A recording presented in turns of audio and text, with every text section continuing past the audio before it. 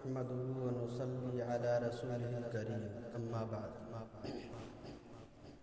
قال الله تعالى في القرآن المجيد أعوذ بالله من الشيطان الرجيم بسم الله الرحمن الرحيم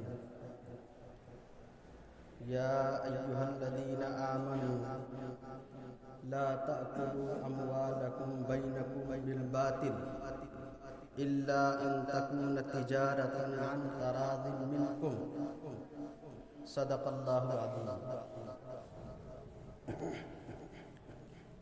محترم بزرگوں اور دینی بھائیوں،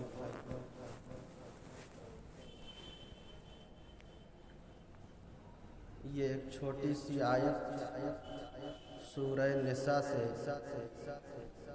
آپ کے سامنے تلاوت کیا ہے۔ اس آیت میں اللہ تبارک و تعالی نے معاملات کے سلسلے کو بیان کیا ہے۔ معاملات اور معاشرت دین کا ایک انتہائی اہم شعبہ ہے۔ معاملات کہتے ہیں آپس کے لین دین کو۔ آدمی ایک دوسرے سے کاروبار کرتا ہے، ایک دوسرے کے ہاں ملازمت کرتا ہے، پیسے کا لین دین کرتا ہے، سامان خریدتا ہے اور بیچتا ہے۔ یہ ساری چیزیں معاملات کی ہیں۔ معاملات دین کا ایک اہم شعبہ ہے۔ عام طور پر لوگ اس چیز کو دین کا شعبہ نہیں سمجھتے۔ عام طور پر حالانکہ یہ دین کا بڑا ہی اہم شعبہ ہے۔ لوگوں کے ذہن میں نماز، روزہ، حج، زکوٰۃ، عمرہ یہی دین سمجھ میں آتا ہے۔ لوگ عام طور سے سمجھتے ہیں کہ وہ آدمی بڑا دیندار ہے جو 5 وقت نمازی ہے، جو حج اور عمرہ کرتا رہتا ہے، نوافل کا اہتمام کرتا ہے۔ لوگوں نے نماز اور روزے ہی تو صرف دین سمجھ رکھا ہے۔ صرف نماز روزہ ہی دین نہیں ہے، بلکہ دین ایک بہت بڑا خیمہ ہے جس کے اندر نماز روزہ بھی ہے، جس کے اندر حج زکوٰۃ بھی ہے، عبادات ہے، معاملات ہے، معاشرت ہے، اخلاق ہے۔ یہ ساری چیزیں دین کے اندر ہیں۔ کوئی آدمی معاملات کا گڑبڑ ہو اور روزہ نماز کا پابند ہو، وہ آدمی دیندار نہیں ہو سکتا۔ اور کوئی آدمی معاملات کا بہت اچھا ہے مگر روزہ نماز اس کی زندگی میں نہیں ہے، وہ بھی دیندار نہیں ہے۔ معاملات دین کا بہت ہی اہم شعبہ ہے۔ معاملات کے سلسلے میں عام طور پر لوگ غافل ہیں۔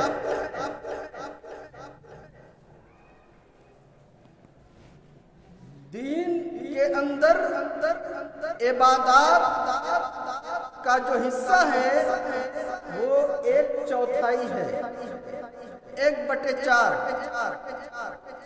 اور معاملات اور معاشرت 3/4 ہے۔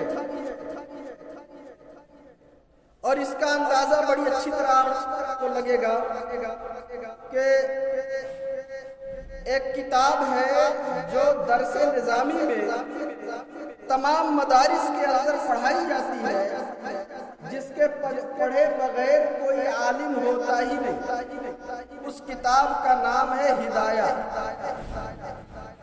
ہدایہ 4 جلدوں میں ہے، مسئلے مسائل کی کتاب ہے۔ اس کی پہلی جلد میں صرف عبادات کا بیان ہے اور باقی 3 جلدوں میں معاملات اور معاشرت کا بیان ہے۔ آپ اس سے اندازہ کریں کہ معاملات کتنی اہم چیز ہے۔ آدمی معاملات کا گڑبڑ ہو تو اس کی عبادتوں میں نور پیدا نہیں ہو سکتا۔ معاملات کا خراب آدمی ہے تو اس کی عبادت میں کوئی جان پیدا نہیں ہوگی۔ اور اگر عبادات خوب اچھی طرح ادا کر رہا ہے، عبادات کے خوب اچھی طرح ادا کرنے سے اس کے معاملات درست نہیں ہو جائیں گے،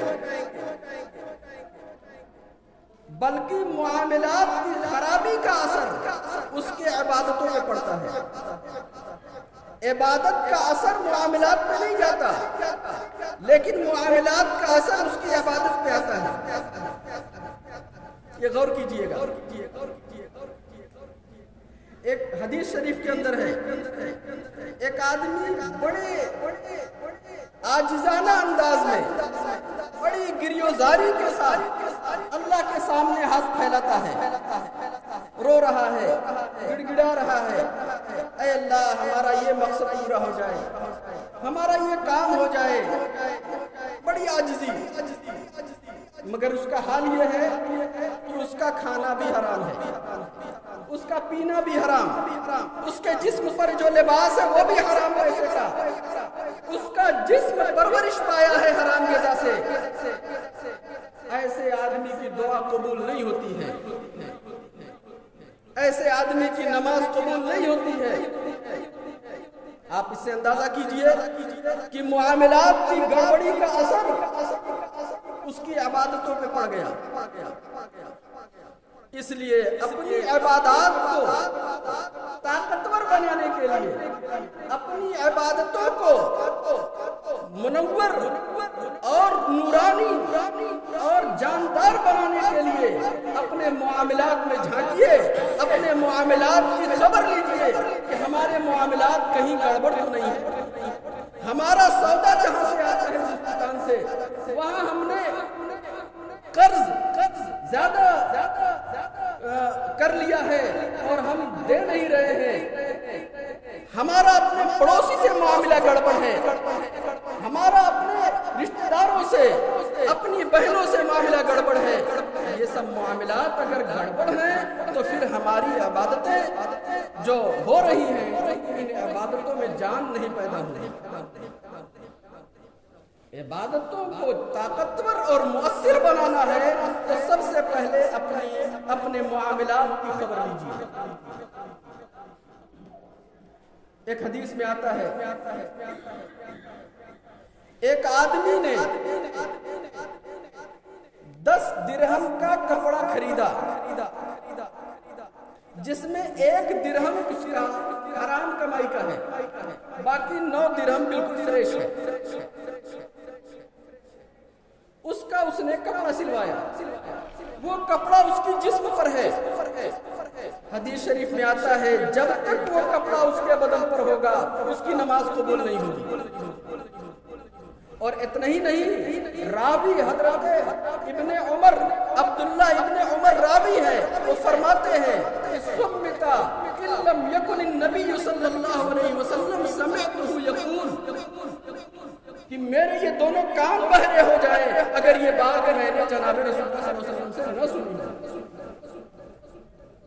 تو آپ اندازہ کیجئے یہ معاملات کتنا اہمیت رکھتا ہے۔ آدمی کمائی میں احتیاط نہیں کرتا، الٹی سیدھی کمائی کر لیتا ہے اور غلط طریقے سے اپنی آمدنی بڑھا رہا ہے اور اپنے آپ کو وہ چالاک سمجھ رہا ہے، اپنے آپ کو ہوشیار سمجھ رہا ہے، وہ ہوشیار نہیں ہے۔ اور جس کے معاملات گڑبڑ ہیں، جس دن اس کو احساس ہو گیا کہ میں نے تو معاملات میں اتنی گڑبڑی کی ہے، فلاں کا مال لوٹا، फला का पैसा लेके मैं बैठ गया और फला की जमीन दबाई, फला को गाली दिया, फला की दीवत और चुगली किया और फला को फला से जो है लड़वा दिया। जिस दिन उसको ये एहसास होगा कि मैंने बड़ी बड़ी गलतियां की है, तो उन गलतियों की तलाफी बहुत मुश्किल है। मुआमलात के अंदर जो गड़बड़ी हुई उसकी तलाफी बहुत मुश्किल है। और इबादत में अगर गलती हुई, इबादत में कमी हुई तो उसकी तलाफी आसान है। इबादत, मिसाल के तौर पर आपकी 50 नमाजें छूट गई हैं, आपको एहसास हो गया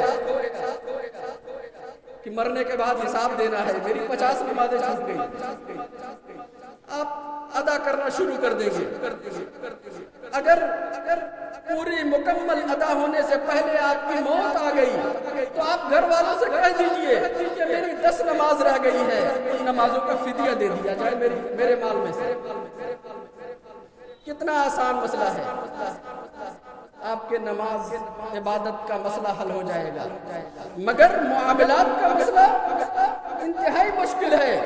आप यहाँ रह रहे हैं, कभी बम्बई जाते हैं, कभी दिल्ली जाते हैं, कभी सऊदी जाते हैं, वहाँ किसी का लेके बैठ गए, वहाँ किसी से कर्ज लिया, वहाँ किसी से घूस लिया और आके घर बैठ गए। पूरी जिंदगी उस आदमी से मुलाकात आपकी नहीं होती जिससे आपने 10-20 हजार लिया है। मौत के वक्त आपको एहसास हो रहा है कि मैंने फला से कर्ज लिया था, वो आदमी बंबई में है, न उसका राबता है, न कोई उससे जो है ताल्लुक बाकी है। पता चला कि अब मौत के वक्त एहसास हो रहा है, आप चाहते हुए भी इस मामले को साफ नहीं कर पाएंगे। इसलिए मुआमलात के सिलसिले में बहुत होशियार होने की जरूरत है, क्योंकि मुआमलात की खराबी का असर इबादत के ऊपर पड़ रहा है। एक हदीस में है कि ला यदखुल जन्नत जसदुन गुज़िया बिल हराम, ऐसा जिस्म जन्नत में नहीं जाएगा जिस जिस्म के अंदर हराम ग़िज़ा डाली गई है। और हराम ग़िज़ा क्यों आदमी इस्तेमाल करता है? मुआमलात की खराबी की वजह से। आदमी का मामला गड़बड़ है, लेन देन का मामला खराब है, कमाई का मामला खराब है, जिसकी वजह से हराम आमदनी उसके पास आ रही है। वो हराम आमदनी उसके बच्चे भी खा रहे हैं, उसका पूरा घर खा रहा है, वो खुद खा रहा है, और उसी हराम ग़िज़ा से उनके बच्चों की परवरिश हो रही है, जिसकी वजह से कोई खैर की बात उनके दिलो दिमाग में नहीं घुस पाती। मेरे मोहतरम दोस्तों, ये मुआमलात की खराबी पर ध्यान दीजिए। अपने अंदर, अपने घर में, अपने कारोबार में, अपनी दुकान में गौर कर लीजिए कि कहाँ से गड़बड़ी है, कहाँ से गड़बड़ी है। एक एक मामले को साफ कर लिया जाए, एक एक मामले को। बुजुर्गाने दीन इस मामले में बहुत होशियार थे, बहुत ज्यादा होशियार। हजरत थानवी रहमतुल्लाह अलैह का एक मशहूर वाक़या है। वो जब कभी सफर करते थे, ट्रेन का सफर, साथ में कुछ सामान होता था, तो ट्रेन के सफर में सामान जब ज्यादा होगा तो उसका वजन, एक खास वजन आप अपने साथ ले सकते हैं, और उससे ज्यादा वजन लेके जाएंगे तो उसका किराया देना पड़ेगा। तो उसको वजन कराया जाता है रेलवे ऑफिस में, वहां पर। तो हज़रत थानवी रहमतुल्लाह अलैह सफर पे निकले, सामान ज्यादा था, वजन कराने पहुंच गए। जहां वजन करा रहे थे वहां रेलवे का गार्ड मौजूद था। उसने देखते ही पहचान लिया, अरे हजरत आप यहाँ पर? कहा कि वो सामान साथ में है, कुछ ज्यादा है, इसलिए इसका किराया देना पड़ेगा, मैं वजन कराने आया हूँ ताकि इसका पैसा अदा कर दूं। वो کہنے لگا حضرت آپ پریشان ہو رہے ہیں، میں خود اس ریلوے میں ملازم ہوں، میں ہی گارڈ ہوں، یہ ٹرین جو جا رہی ہے میں فلاں جگہ تک مجھے خود جانا ہے، اس میں ساتھ میں رہنا ہے، آپ پریشان نہ ہو، چلیے کہیں بھی کوئی دقت آپ کو نہیں ہوگی۔ تو کہا کہ آپ کو کہاں تک جانا ہے؟ کہا کہ فلاں جگہ تک۔ کہا کہ مجھ کو تو اس سے آگے جانا ہے۔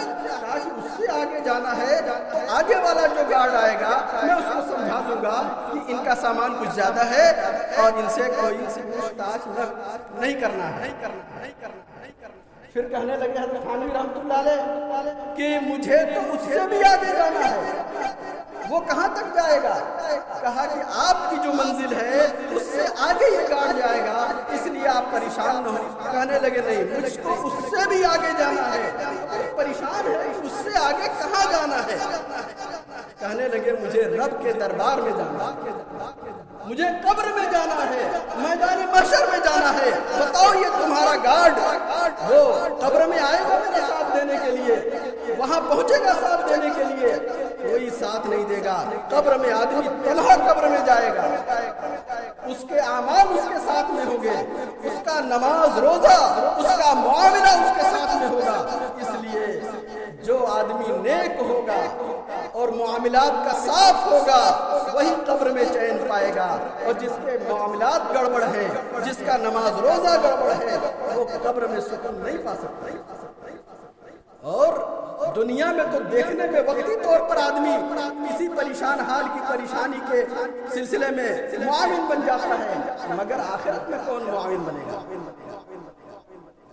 اس گارڈ کو سمجھ میں آ گیا کہ ان کی فکر کچھ اور ہے، فوراً کہا کہ ایسا کہ ان کے سامان کا وزن کر دیا جائے اور جو کچھ اس میں کرایہ بنتا ہے وہ لے لیا جائے۔ چنانچہ انہوں نے دیا۔ آج اس طرح کا موقع ہم لوگ اگر پا جاتے ہیں تو خوش ہو جاتے ہیں کہ چلو ساتھ میں خود حکومت کا ایک آدمی ہے، چلو کوئی بات نہیں، اتنا تو پیسہ ہمارا بچ گیا۔ حالانکہ ٹرین کسی کی نہیں ہوتی، وہ تو سرکار کی ہوتی ہے، اور جو ملازم ہے وہ ملازم وہ ٹرین کا مالک نہیں ہے بلکہ ملازم ہے، اس کو اختیار نہیں ہے کہ کسی کا ٹکٹ لے اور کسی کا نہ لے۔ اگر اس نے آپ کی رعایت کر دی تو اس نے غلط کیا ہے، آپ کو دینا ہی دینا ہے۔ بات معاملات کی ہے، اس سلسلے میں بہرحال بہت فکر کی ضرورت ہے۔ اللہ تعالی ہم سب کو معاملات صاف ستھرا رکھنے کی توفیق عطا فرمائے۔ وما علینا الا البلاغ۔ سنتیں پڑھیں۔